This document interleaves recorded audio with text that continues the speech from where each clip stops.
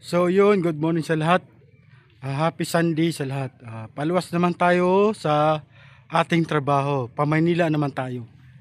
Dito ako sa lugar ng bahay ko. Ito yung area namin, maputik. Yan, maputik. Ito yung dadaanan namin, maputik talaga. Yung area, yan. Kaya itong kalsada na papasok dito sa amin, hindi pa kasi ito na-develop. Kaya putik pa ang dadaanan dito kapag tag-ulan. So ito ngayon yung dadaanan ko, maputik. Hindi pa siya develop na para ma-semento pa siya dito.